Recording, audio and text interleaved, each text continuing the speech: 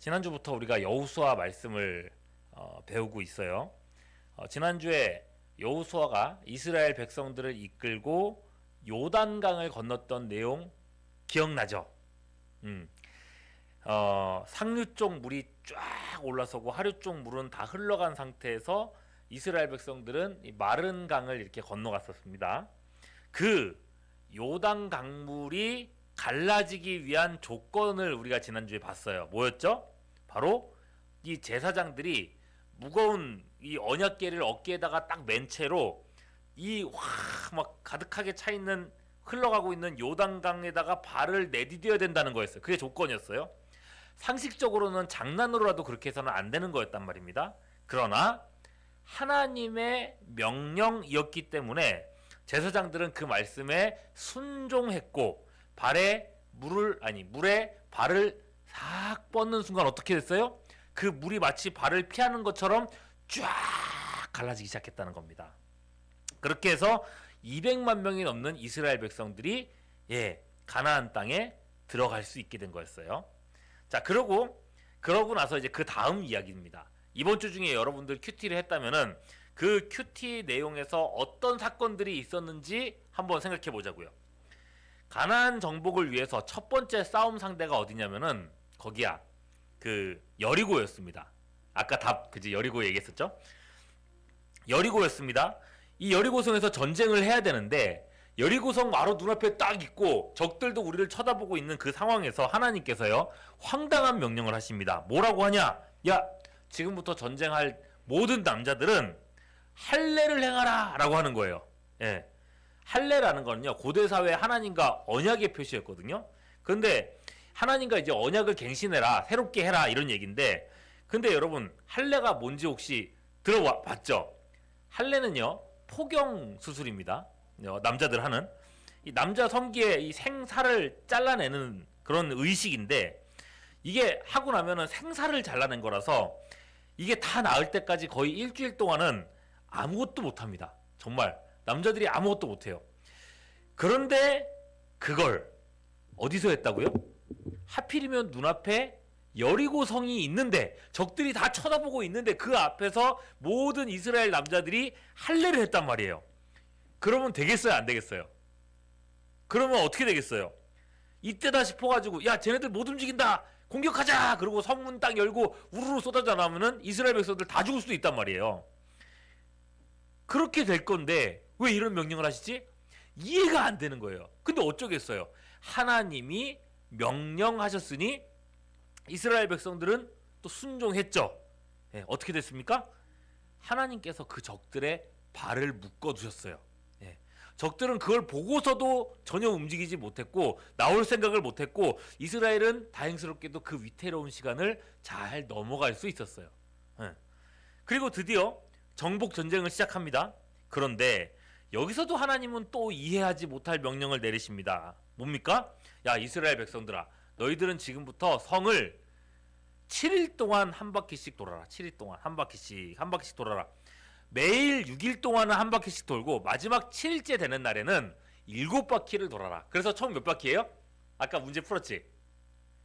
7일 동안 성을 도는데 월요일부터 이제 그 시대에는 주일부터 시작했으니까 주일부터 금요일 때까지는 매일 한 바퀴씩 돌고, 그리고 마지막 토요일 날에는 7바퀴를 돌아라. 이렇게 명령한 거예요. 자, 몇 바퀴? 13바퀴. 그죠? 그래서 아까 그 문제 냈던 게 그겁니다. 13바퀴를 돌라고 하는 거예요. 근데 돌면서 주의사항, 절대로 200만 명 있는 그 이스라엘 백성들 절대로 아무 말도 하지 마라. 아무 말도 하지 마라. 왜 그랬겠어요? 말하기 시작하면은 사람들이 좋은 말을 하겠어요? 나쁜 말을 하겠어요? 왜 그래? 하나님 왜 저래죠? 왜 이런 명령을 하셔? 이 말이 돼? 이해가 돼? 자꾸만 안 좋은 말들을 하게 되기 때문에 하나님 오히려 말하지 말라 그러신 거예요. 자, 아무 말도 안 하면서 성을 총 13바퀴를 돌아라. 이것 또한 이해될 수가 없는 말이었는데 어떻게 했어요? 이스라엘 백성들은 하나님의 말씀이니까 순종했어요. 그렇게 돌았어요. 총 13바퀴를 7일 동안 돌고 나서 하나님이 명령하여 이제부터 너는 소리를 질러라 그랬단 말이죠.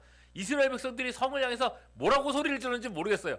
와 하고 소리를 질렀는데 어떤 일이 벌어집니까? 여리고성이 무너진 거예요. 그 소리 때문에 무너졌는지 모르겠지만 무너진 거예요.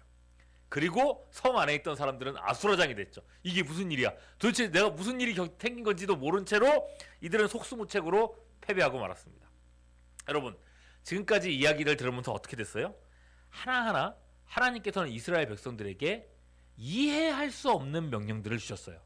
납득하기 어려운 명령들을 주셨어요. 이거 이렇게 하는 게 맞아? 싶은 얘기들을 한 명령을 주셨는데 그 명령들에 순종했을 때에 이스라엘은 계속해서 하나님께서 주시는 승리와 기적을 경험할 수 있었단 말이에요.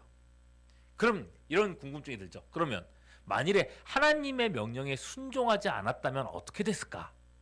어떻게 됐을까요? 바로 그 다음에 그 사건이 벌어집니다. 여리고가 무너지기 직전에 하나님이 이스라엘 백성들에게 이런 명령을 하셨어요. 여호수아 6장 18절 19절 말씀입니다. 같이 한번 볼까요? 시작. 너희는 온전히 바치고 그 바친 것 중에서 어떤 것이든지 취하여 너희가 이스라엘 진영으로 바치는 것이 되게 하여 고통을 당하게 되지 않도록 오직 너희는 그 바친 물건에 어떻게 하지 말라고요? 손대지 마라 그랬어요. 그 물건 손대지 마라. 그것은 그 은금과 동철 기고들은 다 여호와께 구별될 것이니 그것을 여호와의 곳간에 드릴지니라. 이게 구약 시대의 하나의 정신인데 첫 번째 것은 하나님 거예요. 장자는 하나님 거예요. 첫 번째로 태어난 양, 염소 이런 건 다 하나님 거예요. 온전히 하나님께 드려야 돼요. 이 전쟁도 마찬가지예요. 여리고성 첫 번째 전쟁은 하나님께 바친 전쟁이기 때문에 이 전쟁터에서 나와 있는 모든 물건들 어떤 것도 너희가 취해서는 안 된다. 하나님께 바쳐라 라고 명령하신 거예요. 자, 그랬는데 이렇게 명령하면은 희한하게 꼭 반대로 하는 사람이 있죠. 그죠? 말 안 듣는 사람 하나씩은 있죠? 그게 누구예요? 아간이란 사람이었습니다. 아간이 막 싸우고 막 이러면서 적들 막 죽이고 막 이러는데 하나님이 아무것도 거기서 손대지 말라 그랬잖아요. 땅바닥에 막 보석들 굴러다니고 뭐 좋은 것들 굴러다니고 막 이러고 있는 거 보니까 마음에 욕심이 생긴 거예요. 왜 저걸 그냥 놔두지? 이런 생각이 들어가지고 참지 못하고 보석 이렇게 주머니에 집어넣고 그리고 옷 좋은 거 이렇게 품에다 집어넣고 이러면서 좋은 것들을 막 챙긴 거죠. 최초로 이 가나안 땅에서 불순종이란 걸 이 아간이 한 거예요. 자, 그런 상태에서 아간이 그런 욕심을 부리고 그런 상태에서 두 번째 전쟁이 아이성 전투였어요. 여리고성보다 아이성은요 이름이 뭐예요? 아이잖아요. 그죠? 아이처럼 작은 성이었던 거예요. 여러분 이런 근데 진짜 아이는 아니야. 어린 아이라는 뜻은 아닌데 근데 아이처럼 정말 작은 성 이 정도 성이면은 우리가 많이 안 가도 이길 수 있어 이런 마음을 가지고 이거 만만한데 하면서 전쟁을 딱 갔단 말입니다. 그런데 어떤 일이 벌어졌어요? 정말 힘도 없고 조그만 아이성에서 완전 이스라엘 백성들이 대패한 거예요. 완전 처참하게 진 거예요. 이렇게 질 수가 없는 거지. 야, 왜 우리가 이렇게 졌나? 패배의 원흉은 누구예요? 아간이에요. 간사한 사람. 간사한 사람. 이름도 벌써 간사한 느낌 들지 않습니까? 아간 때문에. 결국 욕심을 부렸던 아간이 심판을 받습니다.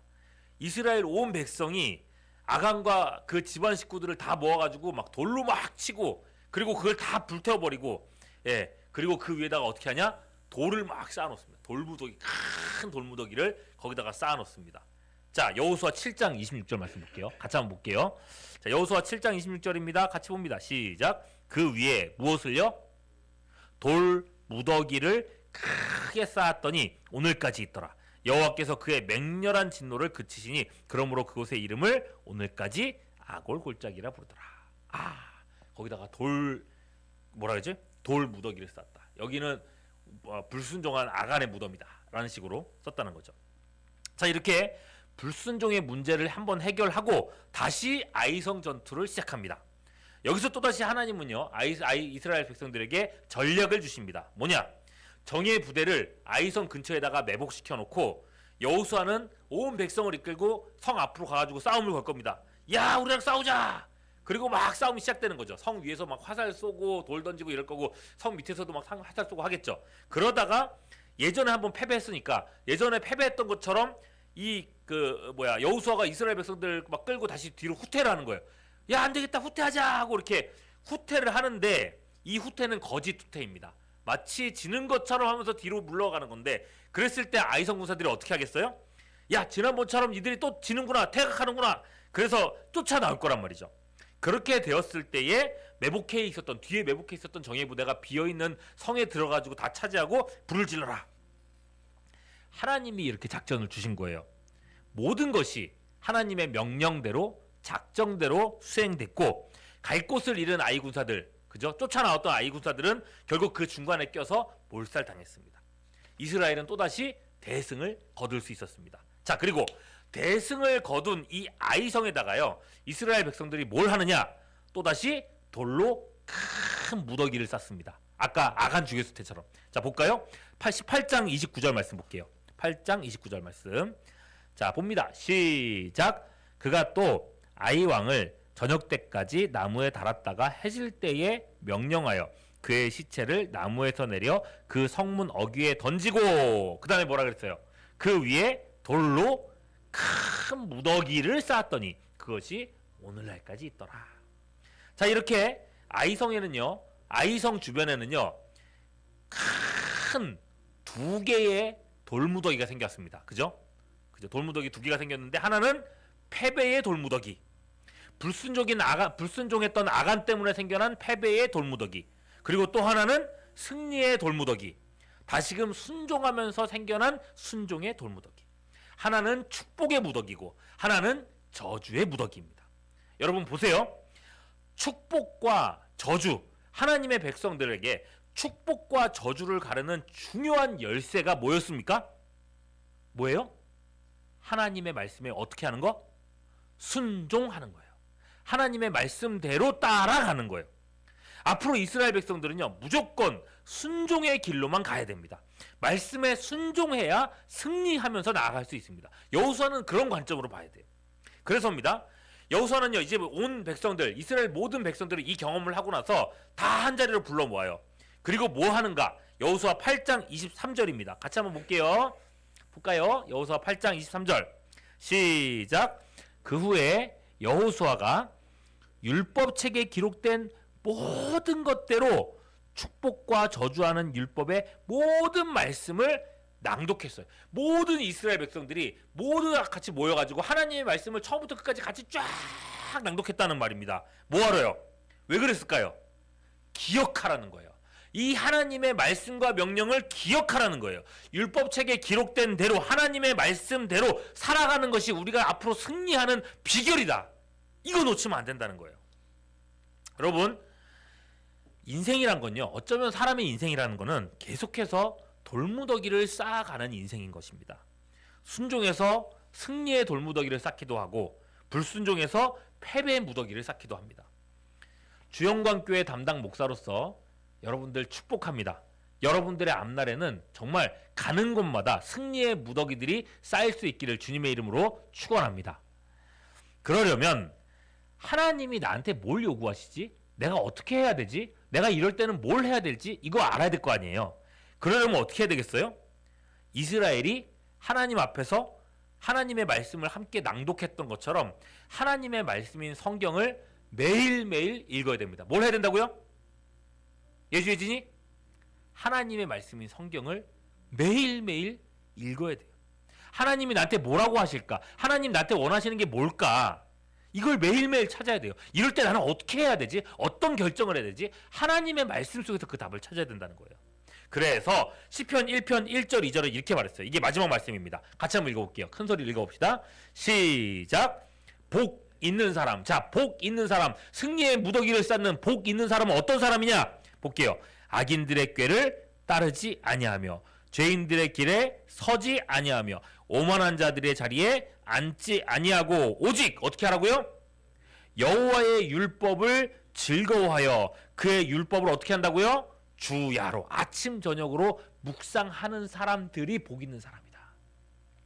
이번 한 주 이 말씀 기억하면서 말씀대로 순종하며 그렇게 승리의 무더기를 쌓아가는 여러분들 될 수 있기를 주님의 이름으로 축원합니다.